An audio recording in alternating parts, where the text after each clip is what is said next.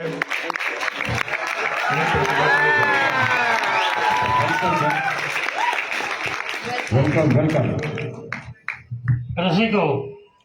आत्ताच सांगितलं की 82 आहे म्हणून, पण वयाकडे जाऊ नका. अभी भी दिन जवा आहे आणि आमच्या वयात अंतर आहे आणि मी त्याच वेळेस ठरवलं होतं की वयात अंतर पाहिजे, कारण शेवटपर्यंत बायको तरुण दिसली पाहिजे.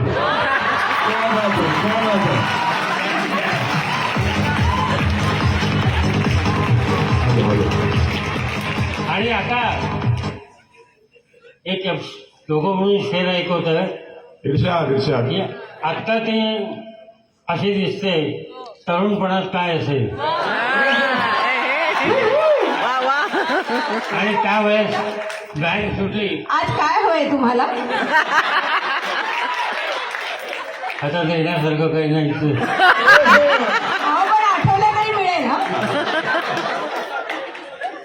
तर बँक सुटली की नंतर मी तिच्यावर लाईन मारायची. पण तिचा बाप एवढा रागीट होता की मला नेहमी प्रश्न पडतो की सुंदर मुलींचे बाप रागीट का असतात. आणि मग माझ्या मनात यायचं की ते मला भेटू द्यायचे नाही, दर्शन सुद्धा होऊ द्यायचे नाही. पण मी ठरवलं आणि माझ्या मनात आलं, मी तिला एक शेर लिहिला. तो शेर तुम्हाला ऐकवतो.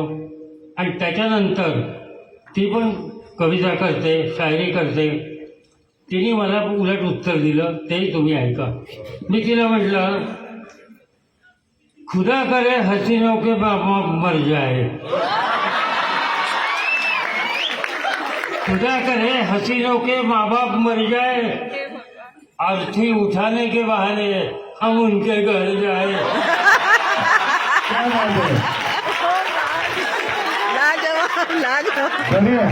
अरे म्हणजे तेवढं तरी निमित्त एक मिळेल आम्हाला.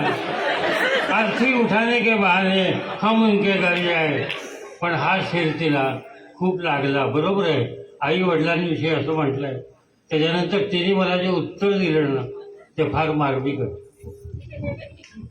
ऐसा न कहो जालिम ये बड़ा पाप होगा, ऐसा न कहो जालिम ये बड़ा पाप होगा, तू भी कभी हसीना का बाप होगा.